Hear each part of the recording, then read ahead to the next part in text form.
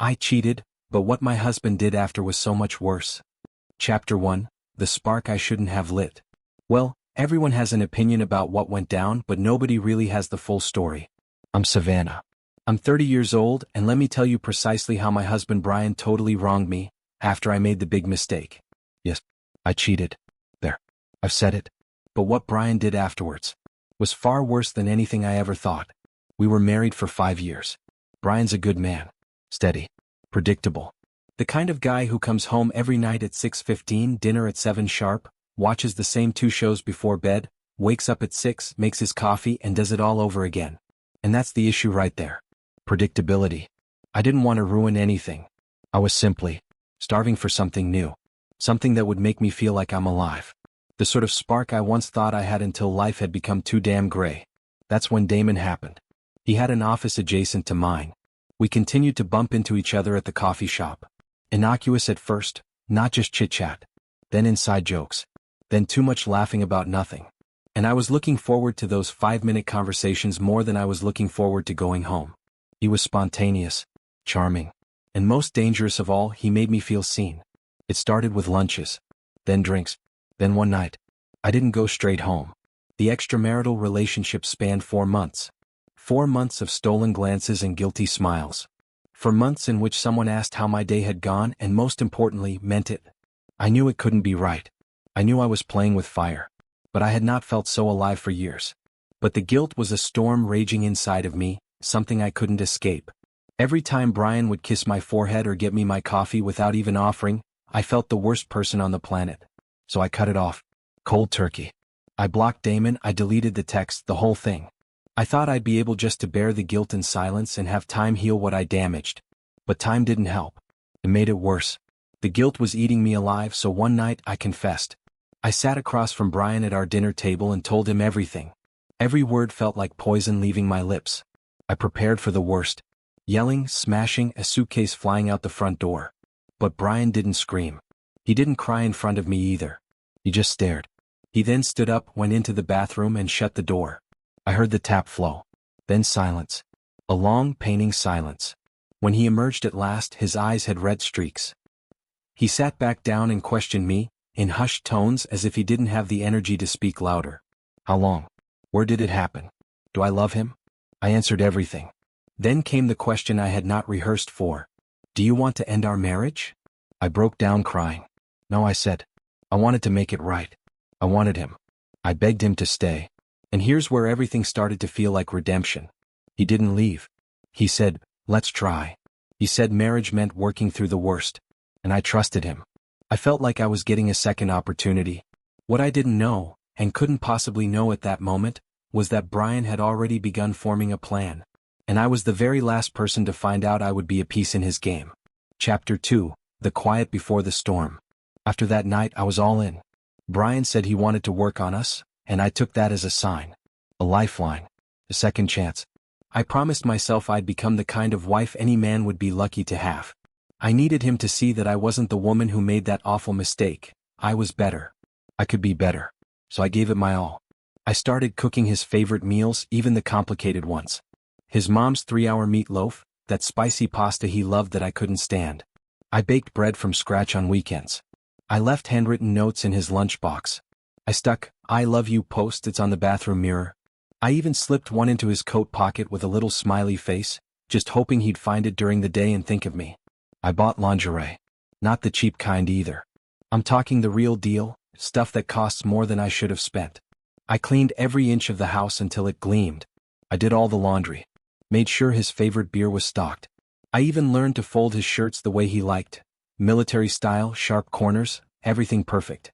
I was a 1950s housewife with a twist, and I wore the guilt like cologne. Each and everything I did was a love note. An apology. A desperate move to convince him I was enough again. But Brian didn't react the way I expected him to. He'd be grateful, of course. He'd smile when he walked through the door to a hot supper. He'd take a look at my notes, offer an occasional, "That's sweet." But the sparkle in his eyes was missing. His smiles were courteous, aloof. His voice was firm but devoid. He would grab me from behind when I was at the stove, make out my neck just for the sake of it. Now, he stood in doorways, arms folded, staring at me like I was a stranger playing a role in his home. The bad news? Our bedroom.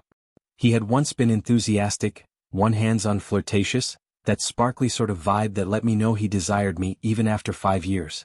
But now, it was like he was going through the motions of an obligation, brushing his teeth, gently, mechanically, at a distance. I'd lie next to him at night, listening to his breathing, praying for him to reach out and pull me close the way he used to. But he never did. And when I reached for him, I curled up next to his side, kissed his cheek, touched his arm. He did not push me away. But he didn't pull me in either. You can't hold a shadow. I convinced myself that he required time. That healing was a process. That someday if I just continued showing up, that he would return to me. So I continued to give. And give. And give. Up until one night, I realized I was investing everything about me with a person providing nothing in return. Anger. Affection. Even resentment. Nothing. Just silence. I was living with a man who used to adore me. Who used to dance with me in the kitchen and whisper jokes during movies. Now, he stared at me like I was a friendly stranger by coincidence who happened to share his roof. And then, without warning, Brian started coming home late. Not work late. I'm talking midnight. Sometimes later. He would walk in, unruffled, give me a fleeting kiss on the forehead like I was a little kid, and then retreat into the bedroom. No discussion. No commentary. Just the same courteous distance that was slowly killing me. I didn't inquire initially. I assumed perhaps he was processing something. Or perhaps that was his form of punishing me. But when 3 nights running he missed dinner and I was reheating the same plate at 1 a.m., I eventually asked, "Where have you been?"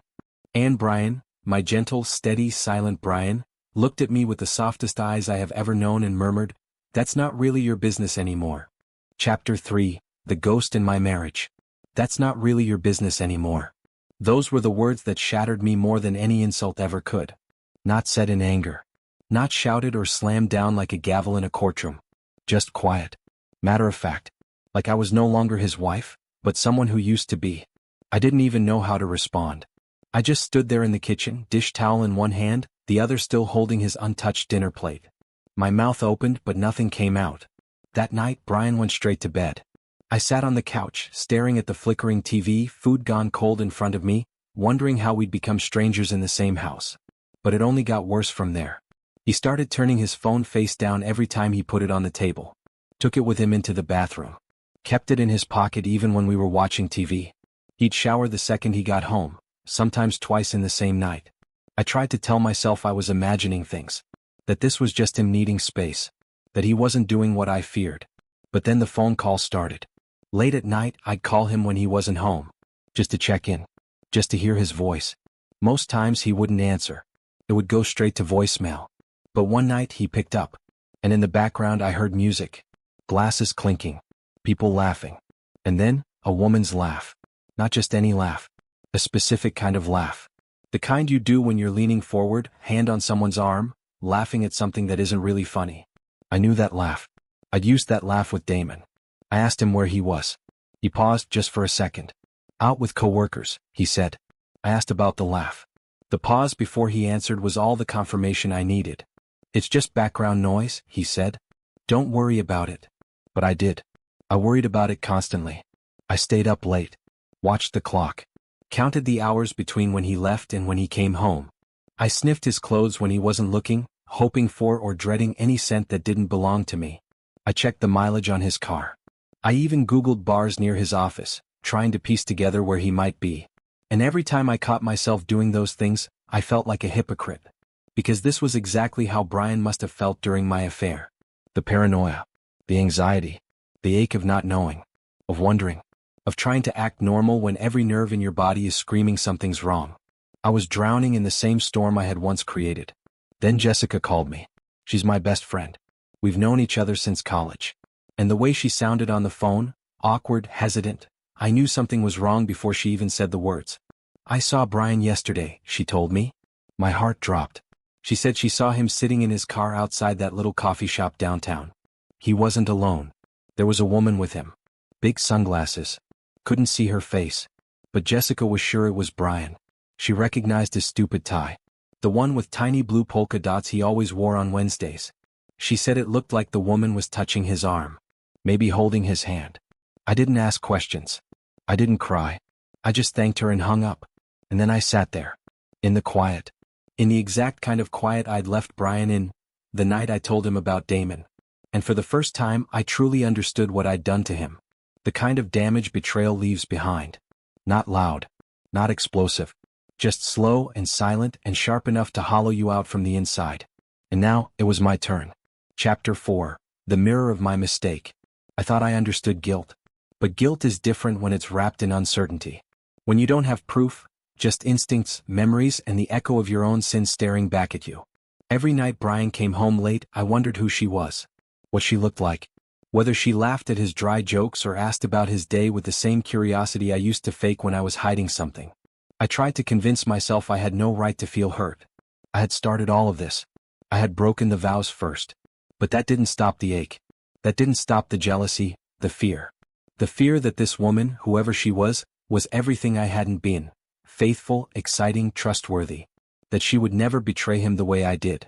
I considered hiring a private investigator. I considered following him myself. But I couldn't do it. Because deep down, I already knew. I didn't need confirmation to feel the blade twisting in my chest. I didn't ask him directly for a while. I just watched. He became colder. Not cruel, just absent. Mechanical. He used to laugh with me, remember? He used to dance in the kitchen with socks on the tile and sing off-key while flipping pancakes. Now, silence. He barely looked at me anymore. And when he did, it wasn't with anger. It wasn't even with sadness. It was indifference. That was the part that broke me. Not the idea of him with another woman. Not the nights alone. But the indifference. Like I didn't matter at all anymore. So I finally asked. I waited in the living room with all the lights on. Like a bad movie scene. When he walked in, at 12:43 a.m., I didn't yell. I didn't cry. I just said, "Are you seeing someone else?" He didn't lie. But he didn't tell the whole truth either. He sat down across from me, still not beside me, and said he'd been talking to someone. Not sleeping with her, he clarified. But talking. Spending time. Getting to know her. Said he met her about a month ago at work. A month ago. Right around the time I was in the thick of my perfect wife routine. While I was burning meatloaf and writing love notes on pink post-its, he was building a new connection with someone else. And when I asked how he could do that when we were supposed to be working on our marriage, he reminded me of something I'd said. Something I had forgotten. Or maybe pretended didn't matter. I had told him, desperately, stupidly, that he could sleep with other women if it helped us even the score. It was never meant to be real. It was a panicked offer, an open wound dressed up as fairness. But Brian had taken me seriously. And used it like a weapon. He told me she wasn't just some fling. That she was a sounding board. Someone who helped him process. She knew everything. About the affair. About me. About how broken we were. It was like she had become his therapist. Except this therapist was pretty, young, and listened with big sympathetic eyes and soft understanding smiles. But then Brian said something that made my stomach turn. He told me that everything, every late night, every cold shoulder, every distant kiss, had been on purpose. Calculated. He hadn't been drifting. He hadn't been confused. He was orchestrating it. He wanted me to feel it. Every ounce of betrayal, every hour of doubt, every needle of guilt and jealousy that he had endured during my affair, he had fed it back to me slowly, deliberately. Like a mirror. I was stunned. I wanted to scream. To beg. To argue that this wasn't how forgiveness worked. That this wasn't healing, it was vengeance. But before I could speak, he said something else. Something that silenced me completely. You're trying to fix this on your terms. Not mine. And that's how I know, you still don't get it. Chapter 5. The revenge I never saw coming. You don't get it. That's what he said. And in that moment I realized he was right. I had spent weeks, months, trying to fix what I broke. But I'd been doing it my way. Cooking meals. Folding shirts. Buying new lingerie. Writing cute little notes. But what I hadn't done, what I'd avoided like a plague, was sitting in the pain. His pain. Actually listening to what I'd put him through. I thought love was enough. I thought good intentions could erase bad decisions. But Brian? He didn't want love. He wanted justice. So when I asked, through tears, through shaking hands, if we could try counseling, try working on things for real, he gave me a soft smile. One that didn't reach his eyes. Sure, he said. We can work on ourselves. Individually. And then came the sentence that destroyed whatever illusion I had left. But the marriage is over. He said it with no anger. No drama. Just finality. He told me he'd already found an apartment. He was moving out by the end of the week. While I had been baking bread and scrubbing tile grout to prove my love, he had been building his exit strategy. Everything I did, all the effort, was for nothing. He'd already made his decision. I asked him if he was moving in with the other woman. My voice cracked like thin glass. He just looked at me, like I still didn't understand. "You're not who you used to be," he said. "And she's never lied to me." I don't remember exactly what I said next. I know I yelled. I know I cried. I know I called him every name I could think of. Told him he was making the biggest mistake of his life. Told him this new woman would chew him up and spit him out, and when she did, I wouldn't be waiting. But Brian just stood there, calm, tired. And then he did something that sealed it. He offered me terms. He said he wouldn't tell anyone what I did. Wouldn't air out the affair. Wouldn't ruin my reputation with our friends or our families. He'd let everyone believe we simply grew apart. He'd even let me keep the house. All I had to do was make the divorce easy. No drama. No court fights. No dragging things out. But if I made it hard? If I tried to hurt him on the way out? He'd tell the truth. All of it. And just like that, the game was over. 3 days later he moved out. Quietly. Neatly. No arguments over who got the dishes or the photos or the dog bed in the corner. He took only what was his. Left everything else behind. Like our 5-year marriage had been nothing more than a temporary lease, one he was done renewing. And the worst part? He never even looked back.